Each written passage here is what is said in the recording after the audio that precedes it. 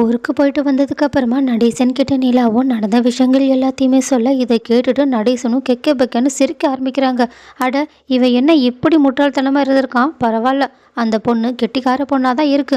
நல்ல வேலை கடைசி நேரத்துல இந்த ஒரு பொய்யை சொன்னதுனால இந்த கல்யாணம் நின்னுச்சு அப்படின்னு சொல்லிட்டு சிரிச்சு பேசிக்கிட்டு இருக்கும்போது, அப்பனா நம்ம வீட்டுல இன்னொரு கல்யாணம் நடக்க போகுது. சரி சரி, நம்ம நிச்சயதார்த்தத்துக்கு என் சைட்ல இருந்து ஒரு ஆளை நான் கூப்பிட்டுட்டு வர போறேன். சோழனும், என்ன உன் குடிகார ஃப்ரெண்ட்ஸுங்களா? அப்பெல்லாம் ஒன்றும் கிடையாது. இது ஒரு லேடி.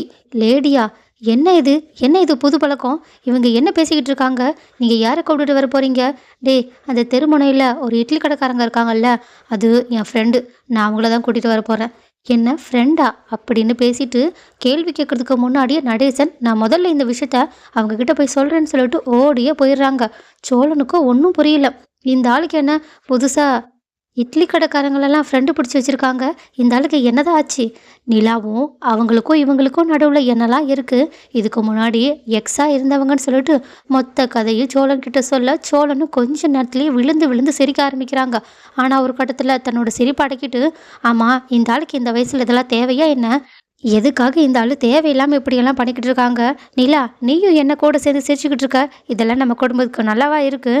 அடுத்து இன்னும் பாண்டிக்கும் வானதிக்கும் கல்யாணம் ஆகும். அடுத்து பல்லவனுக்கும் யாருக்கூடையாவது கல்யாணம் ஆகும். போகிற போக்க பார்த்தா அண்ணனுக்கு கல்யாணம் ஆகிறதுக்கு முன்னாடியே இந்த ஆள் அந்த பொம்பளை கல்யாணம் பண்ணிட்டு வந்துடுவார் போலயே. இதெல்லாம் சரி கிடையாது. குடி பழக்கத்தை எப்படியோ கொஞ்சம் கொஞ்சமாக கம்மி பண்ணோம். ஆனால் இந்த பழக்கத்தெல்லாம் சரிப்பட்டு வராதுன்னு நினைக்கிறேன். நீ பேசிப்பாரு. அப்படி இல்லைனா அந்த ஆளை வீட்டை விட்டு வேற எங்கேயாவது போக சொல்லிடுவோம். ஏன்னா இந்த வீட்டில் இருந்துக்கிட்டு எல்லாரும் ஏற்கனவே நம்மளை அசிங்கப்படுத்திக்கிட்டு இருக்காங்க. அந்த ஆளை வச்சுக்கிட்டு இப்போ அந்த ஆள் கல்யாணத்தை வேற பண்ணிட்டு வந்துட்டாங்கன்னா கண்டிப்பாக இந்த விஷயத்தெல்லாம் என்னால் பொறுத்துக்கவே முடியாது, பார்த்துக்க. ஆனால் நிலாவும், சோழன், நீங்கள் என்ன பேசிக்கிட்டு இருக்கீங்க? அவங்க அவங்களோட எக்ஸ் லவரை பார்த்து சந்தோஷத்தில் இருக்காங்க. அதே நேரத்தில் அவங்க 2 பேருக்கும் பிடிச்சிருந்தா தாராளமாக அவங்க கல்யாணத்தை பண்ணிக்கிட்டோம். அதில் நடுவில் நம்ம எதுக்காக போகணும்? இது அவங்களோட வாழ்க்கை. அவங்களுக்கு எது சந்தோஷமோ அதை பார்த்து அவங்க செஞ்சுக்கிட்டோம். தேவையில்லாமல் அவங்க அதை பண்ணணும், இவங்க இதை பண்ணணும்னு நீங்கள் சொல்லாதீங்க. உங்கள் வாழ்க்கைக்கு நான் முக்கியம்னு தோணுன மாதிரி அங்கிளோட வாழ்க்கைக்கு அவங்க முக்கியம்னு சொல்லி தோணுனா அது சரியான விஷயமா தானே இருக்கும். அது அவங்களோட வாழ்க்கை, அவங்க பார்த்துக்கிட்டோம். இதுக்கு மேலேயும் அங்கிளோட பிரச்சனையில் நீங்கள் தலையிடாதீங்க. ஆனால் சொல்லணும், என்ன நிலா, நான் சும்மா ஒரு வார்த்தை அந்த ஆளுக்கிட்ட இப்படி பண்ண வேண்டாம்னு சொல்லதான் சொன்னேன். நீ என்னடானா 2 பேருக்கும் கல்யாணத்தை பண்ணி வைக்கிற அளவுக்கு பேசிக்கிட்டு இருக்க. நான் ஒன்றும் அப்படி சொல்லலை. அவங்களுக்கு விருப்பமாக இருந்தால் கல்யாணத்தை பண்ணிக்கிட்டு தான் சொல்கிறேன். ஆனால் அதில் நீங்கள் பண்ணக்கூடாதுன்னு நம்ம ஏன் தடுக்கணும்? இதுக்கப்புறமா இதை பற்றி பேசாதீங்க. சரிம்மா தாயே, இதுக்கப்புறமா நான் எதுவும் சொல்லலாம். அந்த ஆள் என்ன பண்ணுறாரோ பண்ணிட்டு போட்டும்.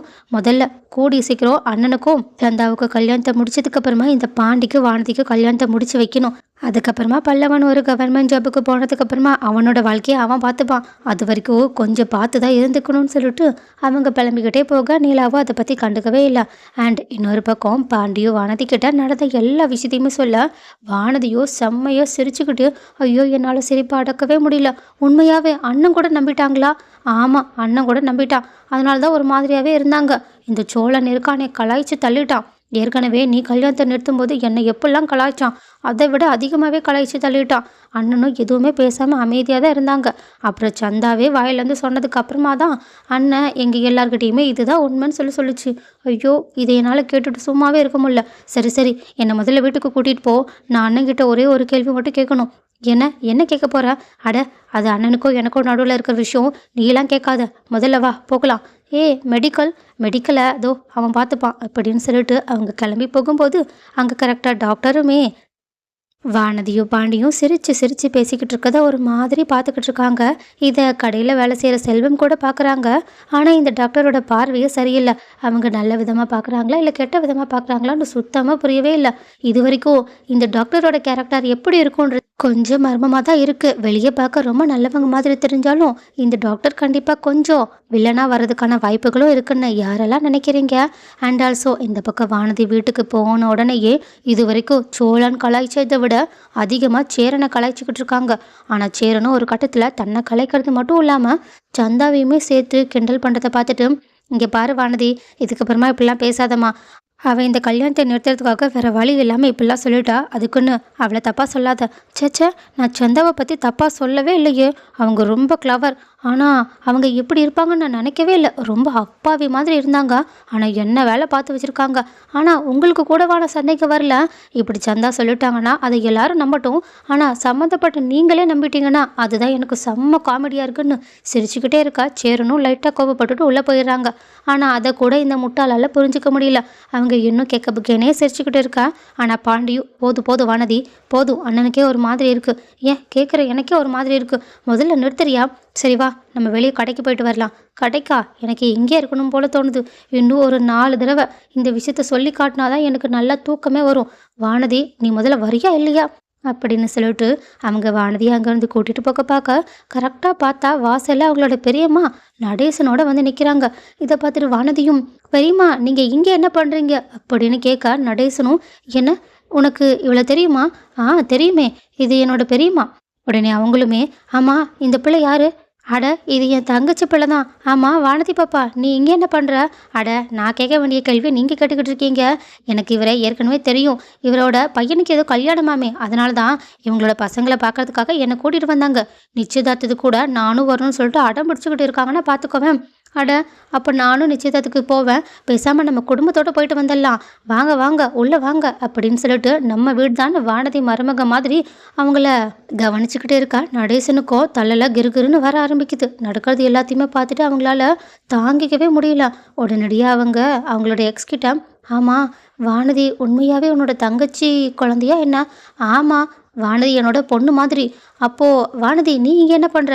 அட நீங்கள் நல்லா கேட்டீங்க போங்க. இதோ இங்கே இருக்காங்களே நடேசன் இவங்களோட பையன்தான். இதோ இந்த பாண்டி. இந்த பாண்டியை தான் நான் கல்யாணம் பண்ணிக்க போகிறேன். சேர அண்ணனோட கல்யாணத்துக்காக தான் வெயிட் பண்ணிக்கிட்டு இருந்தோம்.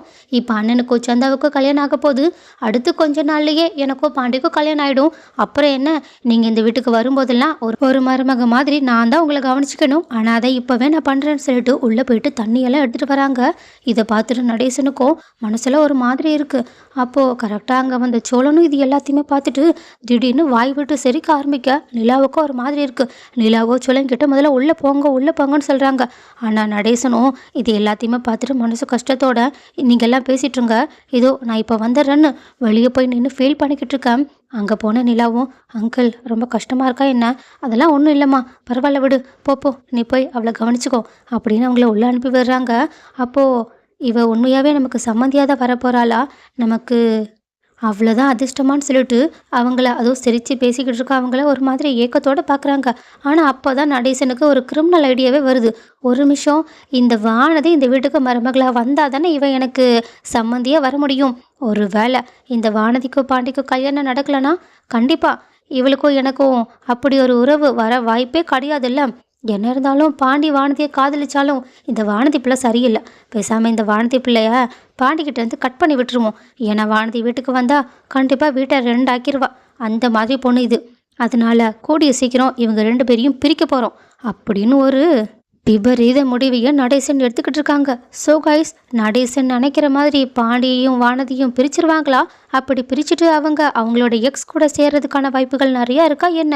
நடேசன் நினைக்கிறது நடந்தால் நல்லா இருக்குமா? நடக்காமல் இருந்தால் நல்லா இருக்குமான்னு யாரெல்லாம் நினைக்கிறீங்க?